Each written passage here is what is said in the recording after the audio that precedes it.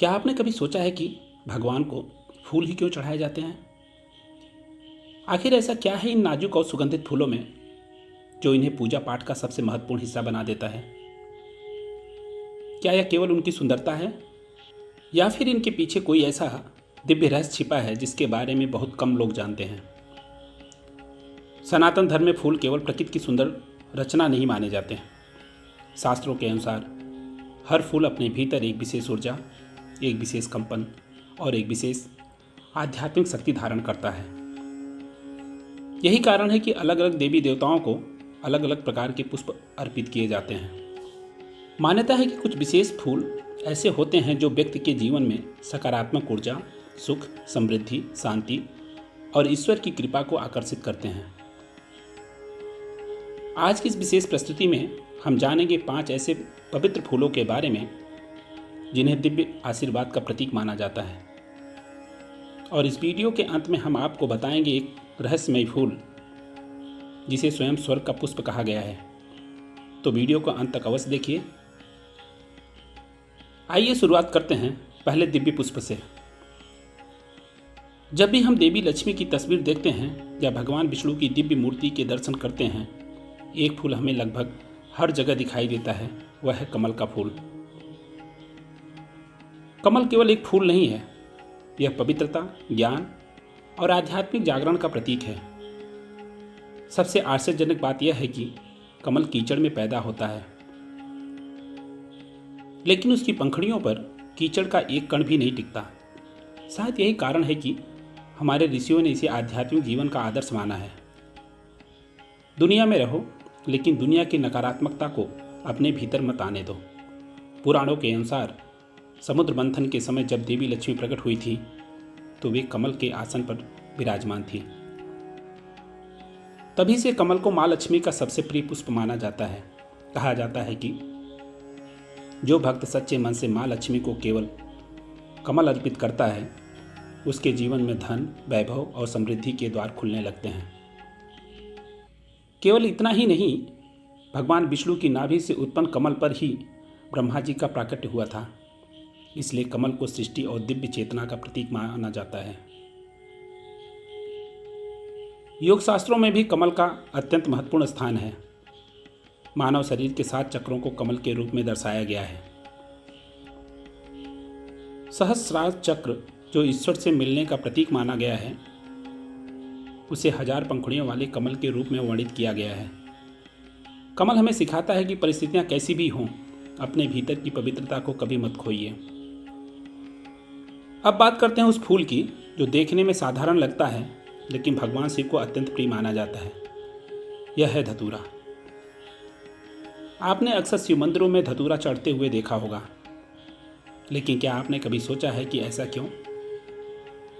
इसके पीछे एक गहरा आध्यात्मिक रहस्य छिपा है।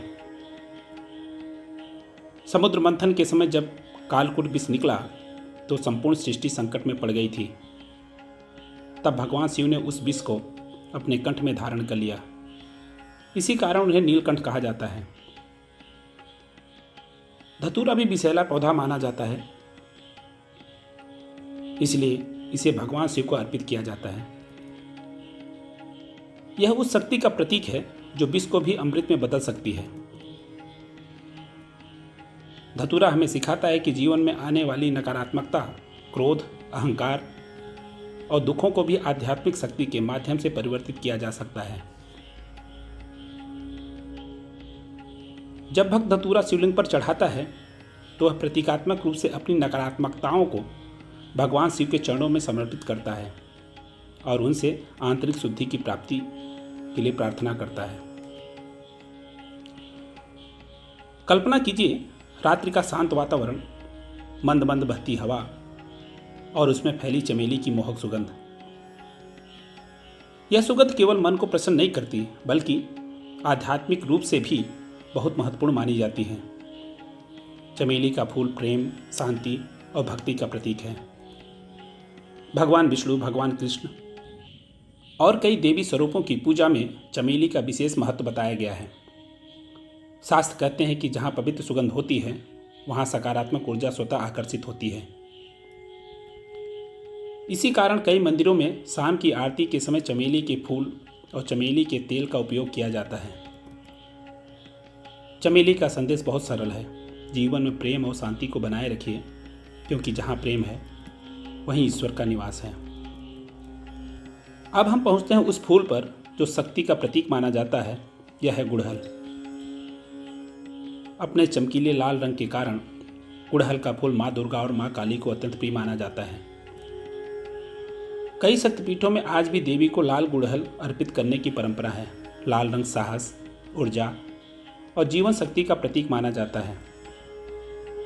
जब कोई भक्त माँ दुर्गा को गुड़हल अर्पित करता है तो वह उनसे शक्ति, सुरक्षा और निर्भयता की प्रार्थना करता है।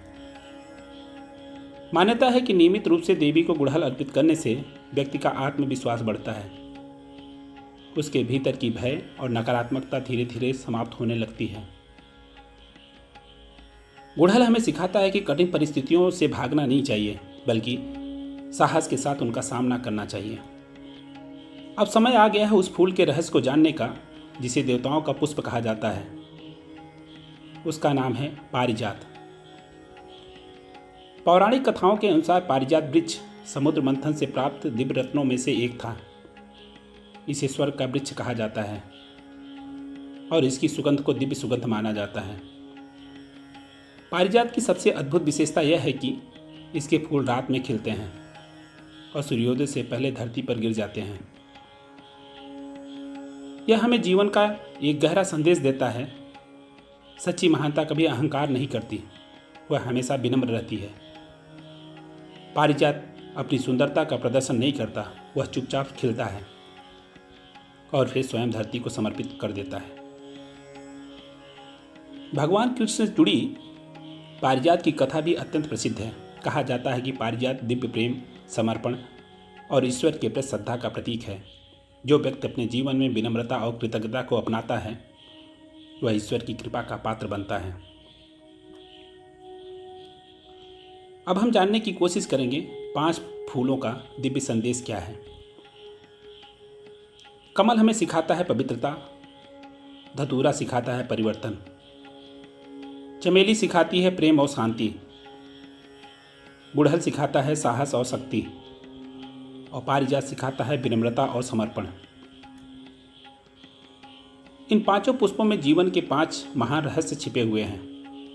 यदि कोई व्यक्ति इन गुणों को अपने जीवन में उतार ले तो उसका जीवन वास्तव में बदल सकता है।